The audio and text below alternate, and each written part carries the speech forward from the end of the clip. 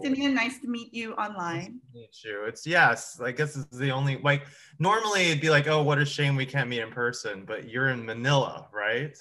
I am in Manila. It's the afternoon here right now. I'm sorry, it's early morning. It's afternoon for you guys right now. Oh, that's true. Yeah, yeah, it is. So there's a time difference. I was saying to you before we start recording that my grandmother lived in Manila. So my recently departed grandmother. So I feel a kinship with Manila, especially when I went to visit.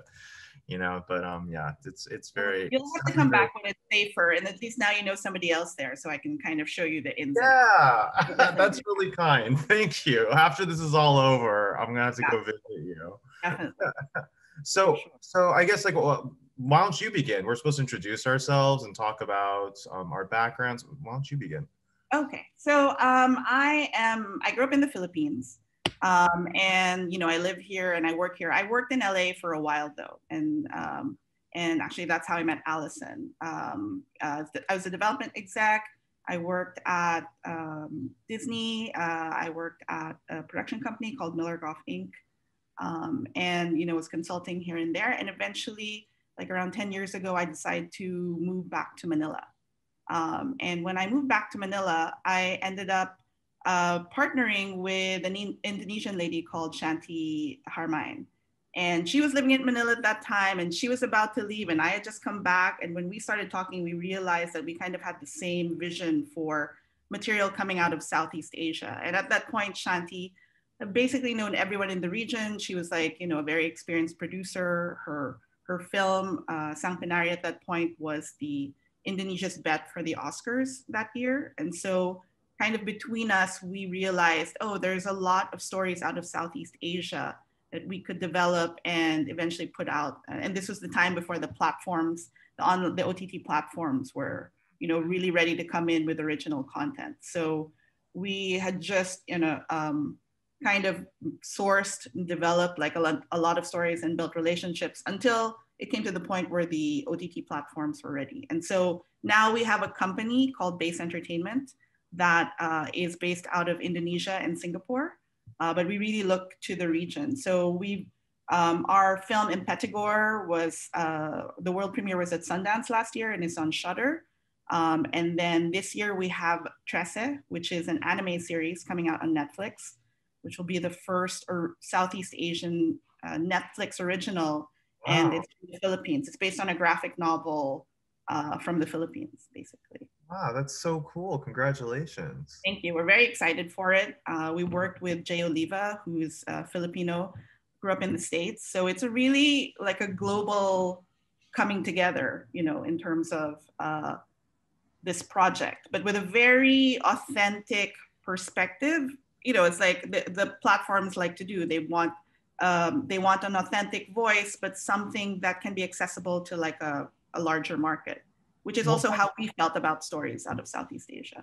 Well, absolutely. And that's what makes, I think, those platforms such fascinating partners, because I think in the traditional American studio system, we're very keen about focusing on whether we can sell this to an American audience. But when you're talking about the platforms, the Netflixes out there, they're really focused on authenticity because they have audiences in those countries that they definitely want to serve as well. So it's yeah, definitely.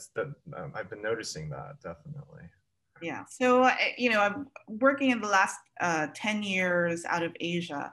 There, even though I grew up here, it's really interesting in terms of like what's happening in the region and kind of how people are building up the industries, and there's also, you look to South Korea for really paving the way for breaking through, not just like, really the start was like somewhere like Southeast Asia, where traditionally people see it as fragmented markets, but you have content coming out of Taiwan, even, back in the day, but South Korea and then Japan that kind of bridge all those markets. Mm. So it's really interesting in how the individual markets, like say the Philippines or Indonesia, Malaysia, Singapore, are now developing within. Because now with this, there is also that emphasis on focusing, okay, what are our stories in our own countries and our own cultures? And, how can we tell it so that people from other countries, other cultures, our neighbors will connect with it or understand, hey, oh, there's something I see in myself or I see in my culture. And it's like, oh, we're closer than I thought we were, even though we're like your neighboring countries. Like Shanti and I always talk about Indonesia and the Philippines. We're like cousins that grew up in different households and then kind of meeting up and realizing, oh, we're not so different, but oh, there's stuff that's really different, but interesting. Yes, for sure. So would you say that that's sort of what you focus on is content that's trying to defragment Southeast Asia in a way? I think our first thing is like we're looking for the interesting stories. I think that's first because, right? Because otherwise you don't have there's no effect like otherwise. But for us, it's more about, it's not so much defragmenting where everyone becomes homogenous. I think it's more about understanding that, hey, there's cool stories that you can relate to and understand coming out of this region.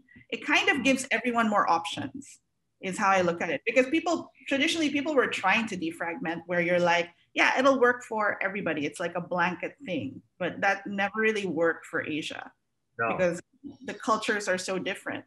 But then you see it where I think for the most part, and it's not just Asians, but I think people in general appreciate, like, you kind of sniff out where it's authentic and where it's not authentic. So, absolutely. Right?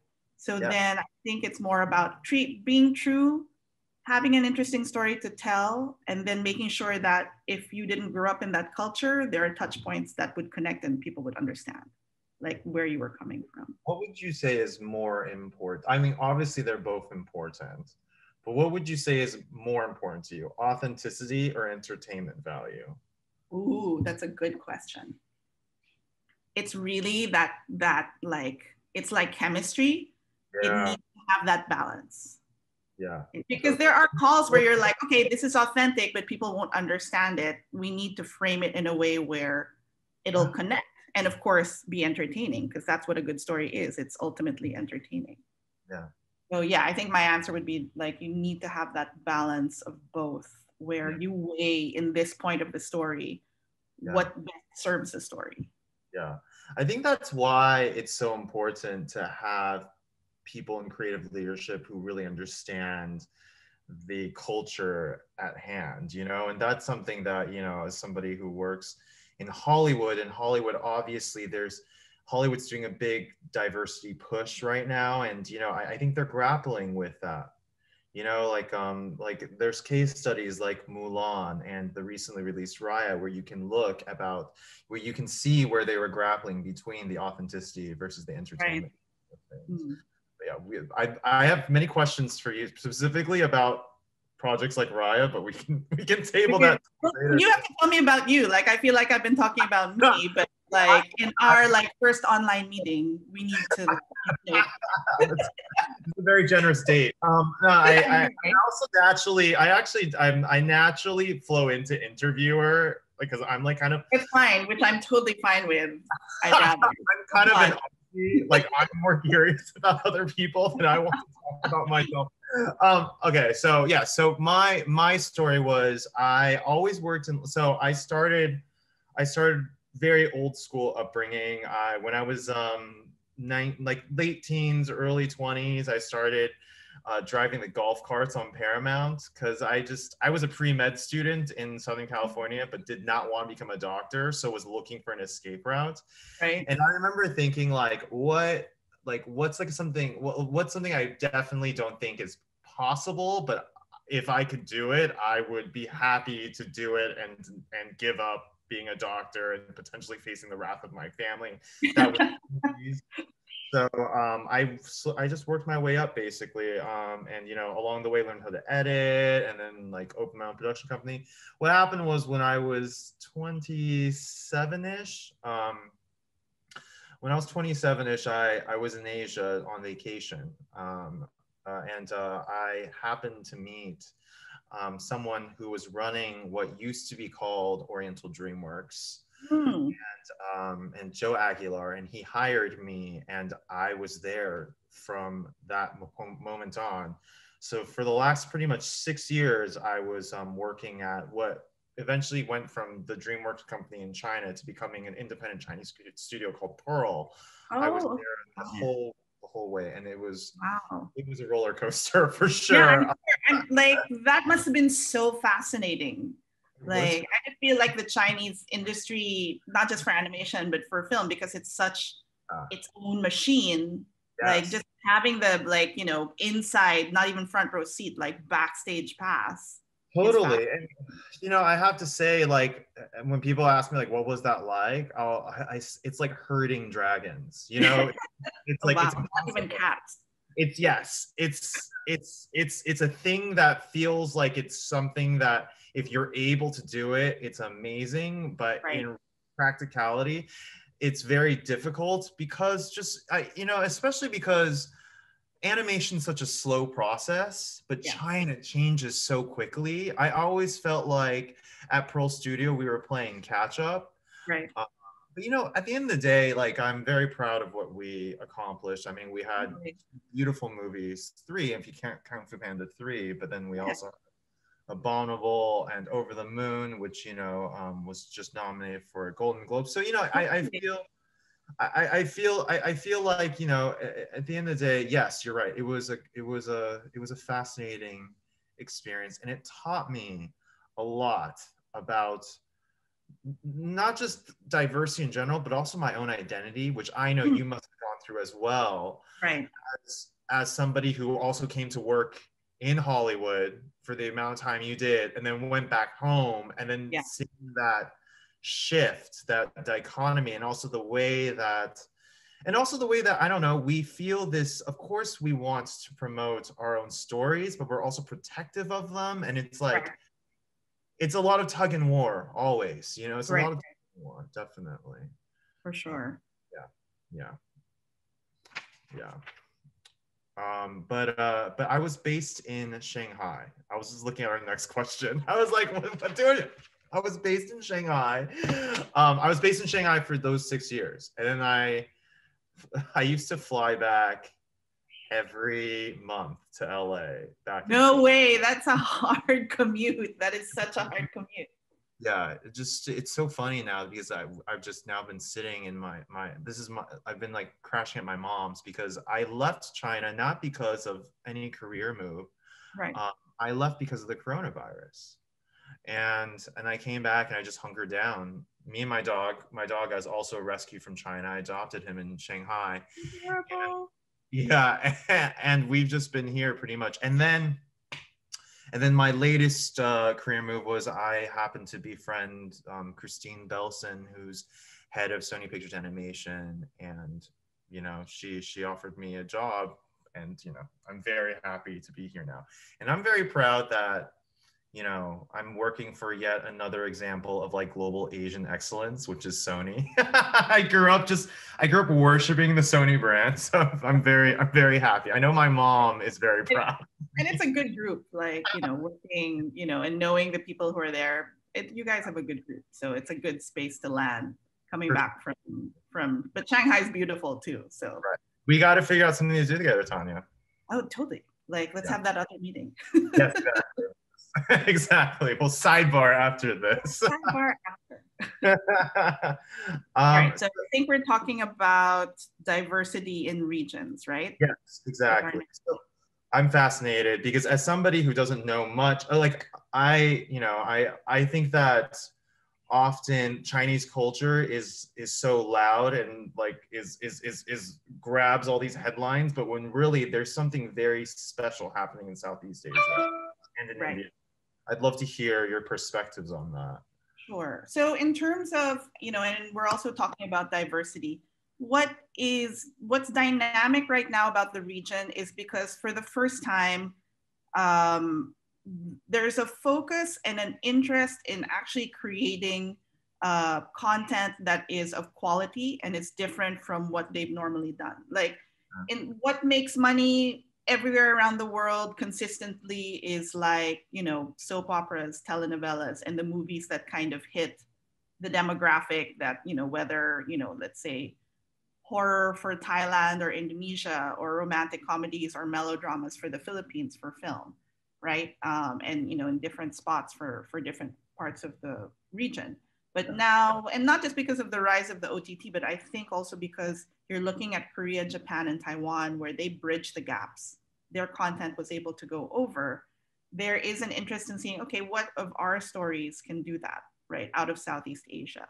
So what that means, though, in terms of diversity in the region is different from, I think, the conversations that are in the US right now, having worked in both places. Because in the US, it's more about like, okay, where are the other stories from our community that we can bring forward that we've never talked about before? Whereas for Asia, it's really like, right now, okay, where's the best story coming from? Because really it's just trying to establish itself in terms of that crossover. So you're trying to still figure out how can we connect with the audience? And it's not so, you're still looking at like trying to connect in the biggest way possible. But what we're also trying to do, let's say at base, is finding out that isn't necessarily from one perspective. That could be from different perspectives, right? We've got a film coming out called Ahirat, which is we're in post right now, but it's about a topic that is not necessarily discussed, but is big in Indonesia. That is about like interfaith relationships. Wow. Because it's you know there's a huge like Muslim population, and then there's the Christian, and then all the ones in between. And you wouldn't think, but it's that kind of specific thing where it is a big deal to like be in a relationship with someone of a different faith because of all the ramifications, family wise, like practice wise, like there's a lot of pressures on that. So we're working with a young writer director to tell that story. So the bringing the stories from different perspectives, I guess, dovetails with finding diversity, find like being inclusive and kind of finding the stories that aren't often told. So that's what it looks like, rather than targeting who are we hiring, who are we not, like what kind of filmmaker we're working with. We want, because if it's not told, then it's interesting for us, right? And if it's like a captivating story, then it's fascinating. So our diversity, I think, becomes organic in that way but it should be something that we're conscious about, where we're like, okay, you want a representation from different parts of your community, different sectors of your society. But right now the priority is like, is it interesting? Can we make it, in a good quality way? Will it be accessible to an audience that is local and maybe beyond? Right. So we're looking at that, like the local audience, and then potentially the audience beyond, which may or may not be for all. For Tressa, for example, it's an authentic story, although it's like, because it's a little bit like Buffy the Vampire Slayer. Basically, she's like, she's like a private detective, but the criminals are all Philippine mythological like creatures.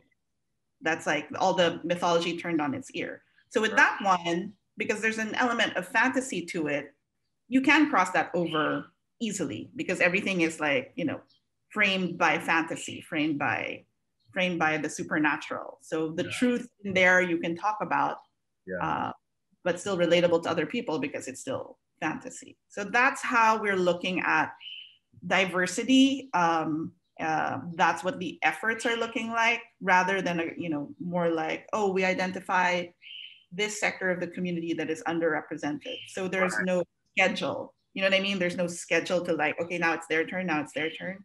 Yeah. It's like what we can find and what we can bring to the fore in a good way. So. Absolutely, because I think what you're touching on is that the definition of diversity is very different in Asia. When I was working in Asia, I used to joke that I was the white person at meetings. I was working at Pearl Studio because I was like the ABC, American born Chinese kid. Right. Yeah, but it's interesting. But like it was while I was working in China, the diversity push began, right? Where, and by the way, not just racial diversity, but also focusing on why aren't there more female directors? So like. So that push was beginning while I was in China, and then that dialogue was very fresh. But I remember trying to apply it to what I was doing, working in China, and it was not a one-to-one at all. And first of all, you know, the direct, like, you know, they would, when you're working for a Chinese company, Yeah. first, China considers itself a monolith, right? Correct. Obviously, it is a collection of many different cultures, Correct. and in fact, Chinese people from different regions will be the first to tell you how different they all are from each Totally. other. But the party line is that it's a monolith, that Chinese culture, that Chinese people, yes, may speak different languages, may eat different food, may you know, follow different beliefs, but they are all united as Chinese people. So therefore, when you're in China, it's like diversity takes a different meaning there. Yes. You know? But in fact, it's not something they're entirely focused on, because also when Chinese people look at the world in a different way, because their media is, you know, is state run, so that they see themselves. It's not like they're seeing a bunch of white people on screen, you know, like, for it's sure. not like they're like, oh, I wish I could see myself represented. Right.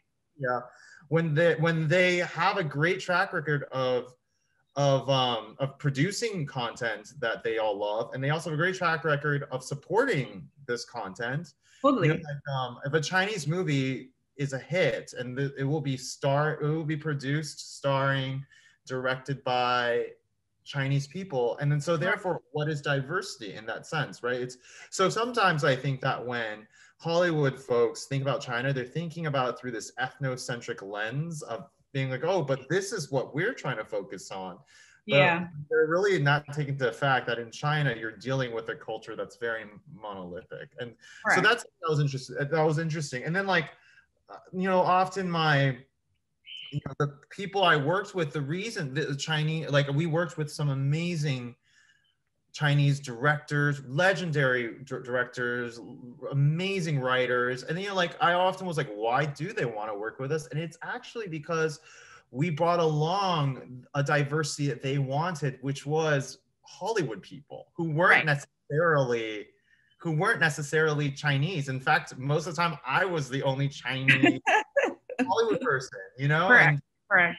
It's interesting. Like, the priorities shift depending on how you view the world, your worldview, about like what ethnocentric bubble you are in. Yeah. And that's something I often had to, like, handhold Americans through. But, you know, also speaking as an American, we tend to think of ourselves as the center of the universe. It's a very interesting social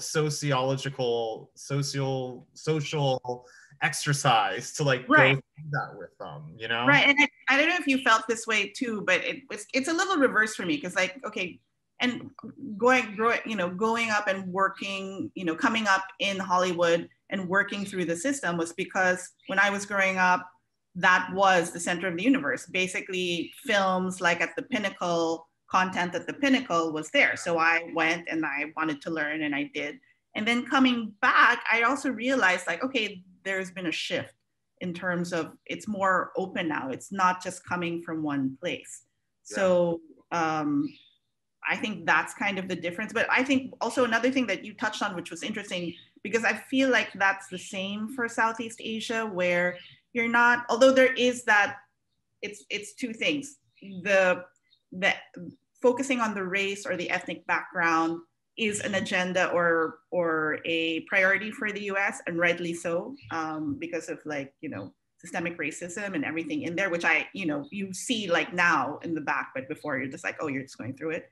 But I think from Southeast Asia, there's the other kind of diversity, whether it's like more female directors in terms of that representation, female stories, or like, say, in Singapore and Malaysia and Indonesia, a little bit to the Philippines, but you also have this division of, like, the Indian population, the Chinese population, the Malay population. Diaspora.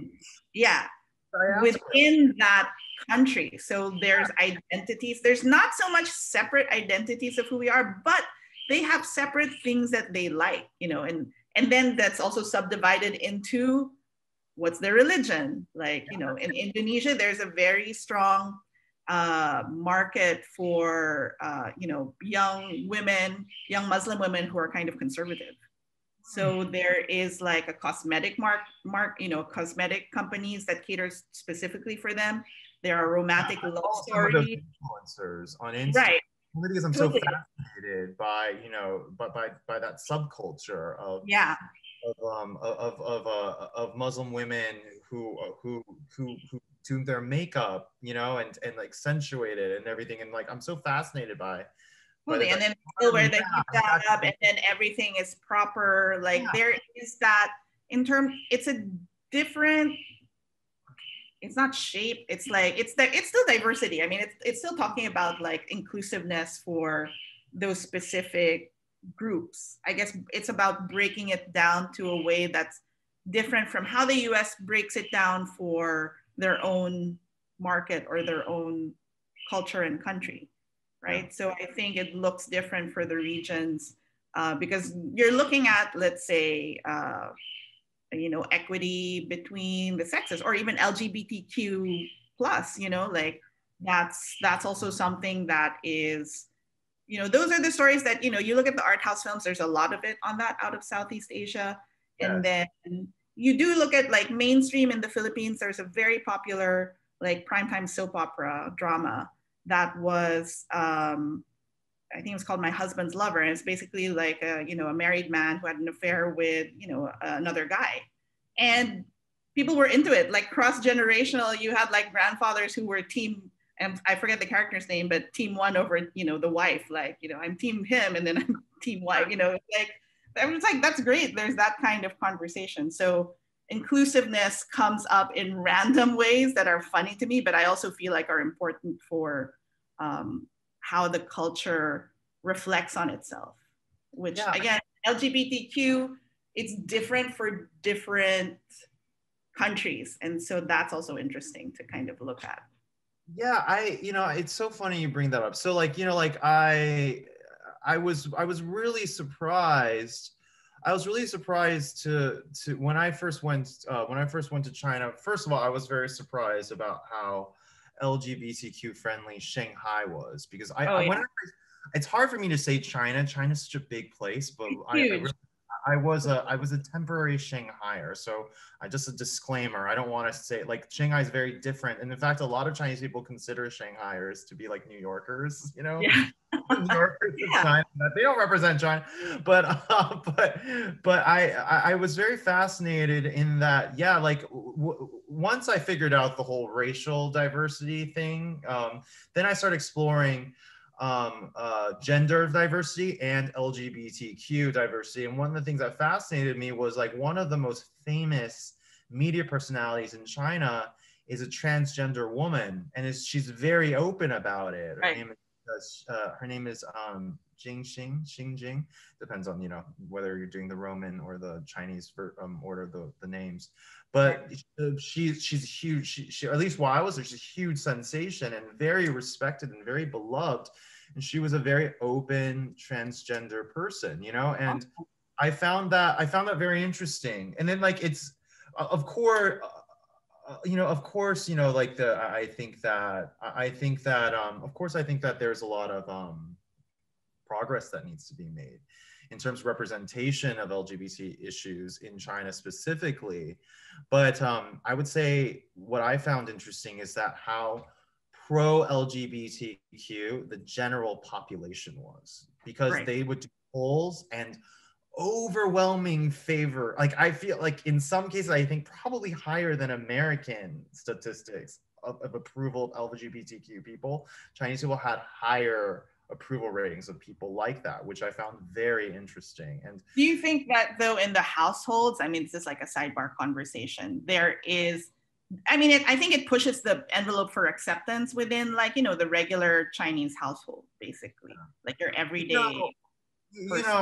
I think of it this way. I think that, and then this is me, but this is me speaking as a member of the LGBTQ community. Correct. And also, it's also me speaking as somebody who had a lot of friends who were Chinese, Shanghai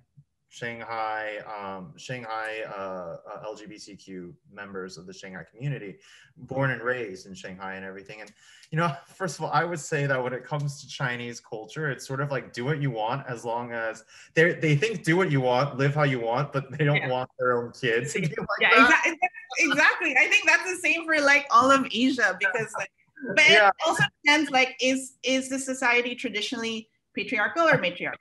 Like in the Philippines, actually, traditionally, we're matriarchal, but we have this, like, you know, there is still that toxic masculinity, as the phrase is, but, you know, we call it like macho, like we're like, you know, it's like that macho man kind of syndrome. Well, but we also have a big celebrity. Sorry. I should say there's a big celebrity in the Philippines called Vice Ganda, who he's not. I'm not sure if he identifies as a she, but basically dresses up, you know, as a woman. Yeah, exactly. But definitely, like, the persona is female, but, you know, sometimes, like, you know, my friends who are like older and gay, and they're like, no, they're even like, I can't even do this, I'm just gay. it's like I don't know, you know. But he is kind of like one of the top personalities, but you're still going to encounter homophobia in like some of the regular people. But at least someone like that is pushing the boundaries of acceptance of, like, you know, who is that? Yes, it's interesting. I feel like, I obviously, I really hope that Asia in general just sort of just starts becoming more accepting of the LGBTQ community. Obviously, with Taiwan legalizing it, I feel like it's opening a door. I was so happy. Like, that was such a great moment. Yeah, that was a very special moment for sure. I think I hope it helps usher in a lot more acceptance of not just just acceptance in general, like of it doesn't matter whether it's just for people who might not necessarily live and think and love the way you do, right? So it's definitely something to. And I feel like that's like, it's those differences that are the core of the push for diversity within Southeast Asia. It's really about, like, it's not so much about like the ethnicity, although it is a factor, but it really is about the inclusiveness for the different sectors of society that normally don't have a voice in the mainstream. I think that's really about that inclusiveness. And I feel like it's different. I think that's what the push should be for Southeast Asia. But that is different in terms of relating to like how the US, diversity within the US, kind of how this impacts what's happening in the US, and what the efforts in the US, how that might impact the content creation and accessibility to the audiences in Southeast Asia. Because I think race and ethnicity, which the US is still trying to address, will also impact like the kind of content they create and the kind of audiences they want to kind of reach out to outside. I always say that if 1 out of every 10 person identifies as LGBTQ, there are probably more LGBTQ Asians than there are Western Europeans. So, true. It's completely true. And it's a completely untapped market, by the way. Yeah. Well, some of them are still not quite out because they're like, wait, I can't be out for some of them. It's true. But and I think that's something. And also just in terms, there's a lot of us. There's a lot of the Asian markets are big, and we can be. I always endeavor to work with people because I know there's a lot of people who just want to make money off of Asian culture. And I've always endeavored to work with people who aren't like that. And that's why I feel so happy to be at SPA, because I know that my colleagues aren't of that mindset. They genuinely want to tell new, interesting, fresh stories. And that's why, that's why I signed on board to join them in doing that. But it's the sheer numbers and the politics of those numbers is also very fascinating too. But then it's fast because it's funny. Then sometimes you think, oh, are people, they want to take advantage of the numbers game, right? And hence they want to do the most generic, most right, most appealing to everybody takes on stories, which makes me wonder, which I love, you were basically saying that it's not about diversity of skin necessarily, it's about diversity of ideas when it comes to Asia, right? Because Yeah. a lot of us are the same skin color, you know, but it's about the diversity of ideas. It makes you wonder, like at what point, especially when it comes to Hollywood's involvement in things, are they going to stop thinking like, look at all of these numbers, like instead be like, look at all these stories, look at all of these diverse stories. We can go a little deeper. We can focus a little bit more on a subculture or on a people that necessarily weren't spotlit in the past. And I feel like we're slowly building towards that, and it's an interesting place definitely to be in. For sure. I mean, when I first moved, back to Manila, and I was still talking to like execs and contacts out of the US in terms of, when they looked at Asia, they were looking at China because the numbers were sexy, because they're like, oh yeah, we could do it. Everyone had their office in China and everyone's trying to focus on China. And it's just like, okay, Southeast Asia, you guys are a collective of like small countries that don't pull as like a market. So, and that was, and when I first got back, I necessarily hadn't like dived into like Hallyu and like with the Korean content, the effect that had. But I knew my friends were watching, my sister was watching. And I was like, I finally like checked it out, but it was like just a few years after I got back. And I was like, I get it. And it really opened my eyes to be like, no, that's why it's exciting, because now you're like, it's changing the game. It is like, it showed me the way. I'm like, here, Korean content, take my money, because you showed me the way of like how it can be done and how it is being done, where it's decentralizing. Like it's like right now it's like the leader, but that still leaves it open for like other stories from like other countries if you do it well. And they do it well because they've spent a long time doing it. And they never forget sort of, okay, what's your touchstone with your own audience, meaning your everyday person? Yeah. And that really resonates with like everyone else in the world because they're like, I see myself in that everyday person, even though specifically they're in a jump, they're in a sorry, I forget what they call the pangokjang, like the tents where they eat the ramyun. Like now we all know that because we watch so much of it. Yeah. So it's specific, but then you're like, oh, she has that dilemma, which I can totally understand and I can relate to. So that, for me, that's been interesting. And like, you can be authentic, but you can still connect. Yeah, it's David Henry Huang, who is a buddy of mine, who wrote M. Butterfly. Totally, I love his work. He's amazing. Just an amazing human being. He is so humble, but he once told me something which I tell myself all the time, which is the more lovingly specific you are, like meaning like being like, my grandmother used this brand to paint her fingernail, or like she used this spot, like the more lovingly specific you are when you're crafting a story, like really going into like down to like the minute details of a culture, somehow the more universal it becomes. Totally. That's such a great way to put it, because it's absolutely true. Yeah, and then it actually has, like it's like a mantra of mine.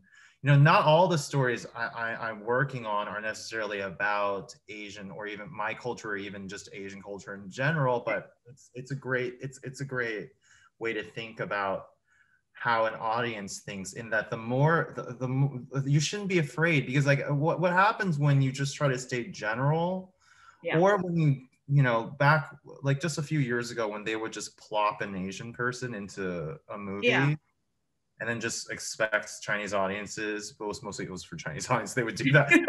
They expect Asian audiences to be like, which we've experienced all throughout. It's like, oh, not everybody is Chinese. Like, it's great, but that's not the whole of Asia. There's actually of course not. There's so much and that's the third thing about the diversity, right? That the point is that there isn't Asian diversity, because there isn't, like, when you're thinking about diversity, you can't use the word Asia. Yeah, that's actually true. That's It's just totally so true. many different cultures that are so completely different from each other. Yes, You totally. know, like it's you know, like I'm working on a project where there's Korean characters, and then you know, like the way that Koreans talk to each other in a hierarchical way does not Correct. exist in Chinese culture, or in, Right. you know, like it's completely different. And then, like, you know, like I took the when I was so lucky to be in Asia, those I was so lucky to be in China all those years living in Shanghai, because every opportunity I could, I traveled to another country, Yeah. and it was like entering a different universe. You Yeah. know, that's what really humbled me. I think I came back very humbled, and that I realized when I came back that Asia is not all about China, and in fact, it shouldn't all. That's not Yeah. a good. That's not a good way for Hollywood to think. In Hmm. fact, and yeah, so here's my big question for you. Well, Yeah. not well. It's not a big question. I don't mean to like to talk. What do you think about Raya's approach to creating a Southeast Asian place that doesn't exist necessarily, but Mhm. borrows from different cultures? What do you think about that approach? Okay. For me, I applaud anything that is trying to think outside the box, Yeah. where, it's the first time they're going to do that effort. It's not Mulan, out of Disney. It's not China. But of course, I look at it where, like, okay, they're trying to do a hodgepodge because they're trying to cover it. But for me, that's also because, like, they aren't really going for context and authenticity. Yeah. Like, which is not to say, like, children of immigrants or Asians who kind of grew up in the US, aren't Asian. Like, they are. It's just a different experience of growing up, and the culture, how they've received it, how it's been filtered by the experience of their parents and by everything. Like, Right. it's the same for, like, say, Filipinos who grew up in the US as opposed to, like, Filipinos who grew up, like, in the Philippines. The truth is, there's a difference of experiencing the culture. So I think what they're not doing is acknowledging the difference of where they're pulling the cultural elements from. Right. Because for them, they're like, oh, we're just pulling it and we can put it in. Whereas maybe that works for somebody who grew up in the US, because predominantly that's who is crafting the stories, but it will hit different for the audiences internationally. Yeah. So let's say you look at Crazy Rich Asians. I think the reason why it did so well is because the author, like Kevin Kwan, is from Singapore, even though it's, like, multiculturally international and running with that set. But I think shooting in Singapore, hiring, like, Southeast Asian actors, going, like you said, lovingly specific with, like, Bible study group and how everybody is, like, texting everybody about, like, everybody's business, and how families, like, intervene. That became specific to the people who grew up in that culture, and Yeah. everyone That else, is a even in sub. China, recognized it because it did so well also in China. You know what I mean? It's a subculture. In fact, it's Chinese diaspora in another country. You know, Right. that it's such a small subculture of a country, and then because But it reading, was so true, because it was yeah, really like, if you've well, been to Singapore, you understand. You're like, that is it. So and that also Kevin from one matters. of those families. Like, he told, Right. it's a Roman clef. Like, it definitely is about his friends growing up, so which is very fun. Like, you're just trying to guess who is who. Like, I don't know his circle, but you're just trying to guess, like, okay, who's who. But I think it brings, like, that kind of research into context, into, like, background, is key for, like, cultural representation in any Totally. form. It was fearless, because let me tell you, if he had gone to your typical Hollywood exec at the beginning and been like, oh, can I write about this family? They're Chinese, but they're from Singapore. And, like, they would have just stripped it all down. But, like, no, that's way too specific. You need to Right. set it in China. Like, they would have, the notes you would have gotten at the beginning of that. Yeah. And also they'd be like, oh, what's the difference between Singapore and Beijing? Exactly. Like, they're Chinese, right? It's the same thing. So I think context and research, like, from the source, is important.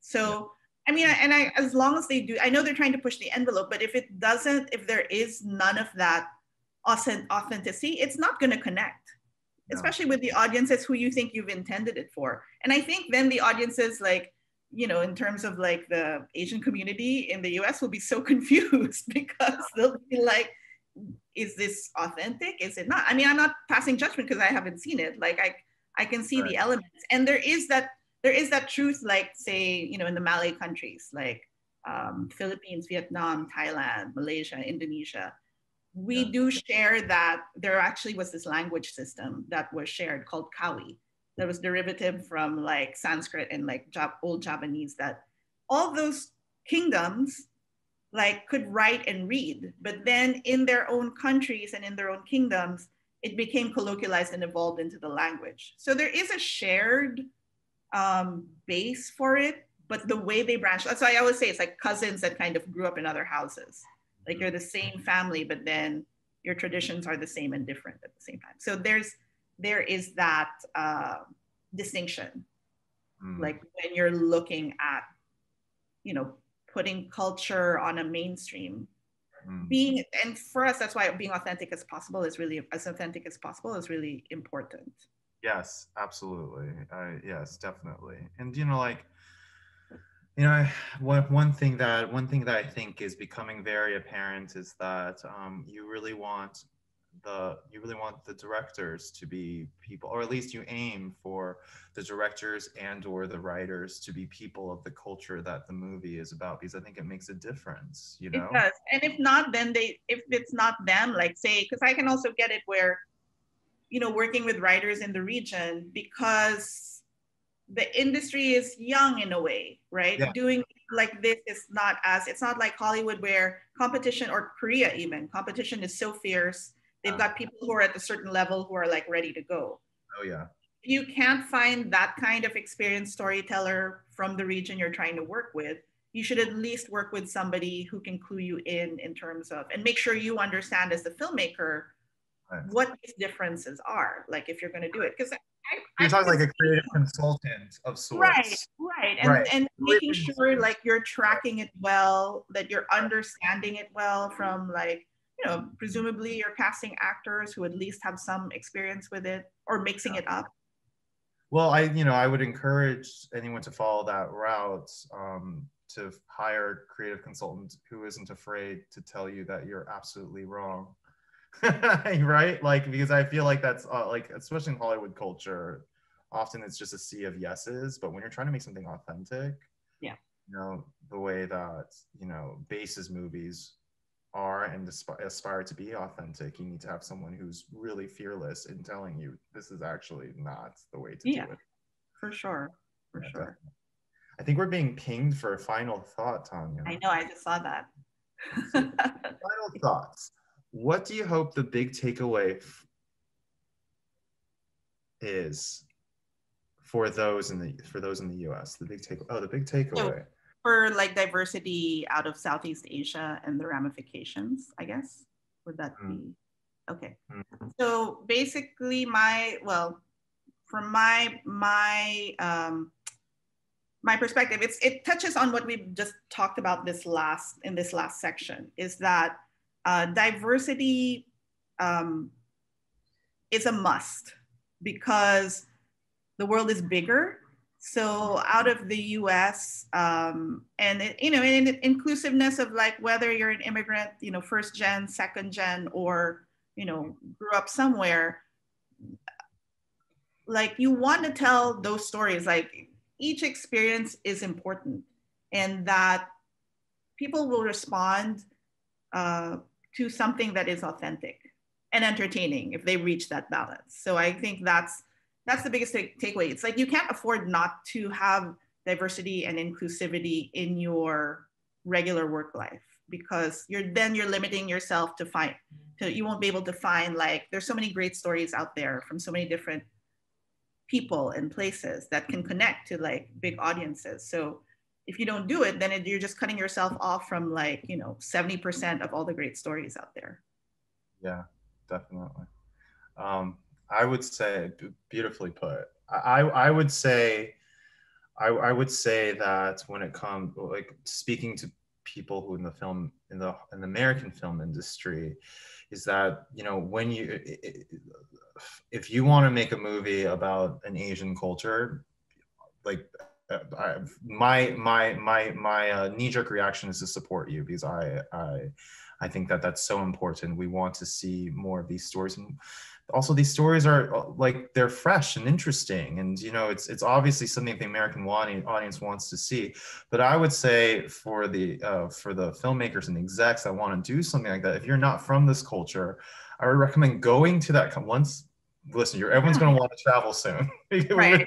Why not? Just use it as an excuse and just go do it and yourself. Go to that country and stay in that country until you're humbled by it in some way. Right, right. No, it's not about saying, like, just saying like, oh, I'm gonna make this because you know, it looks good on my slate. You need to go in there and really connect with the people and the culture, and you know, be bowled over by it.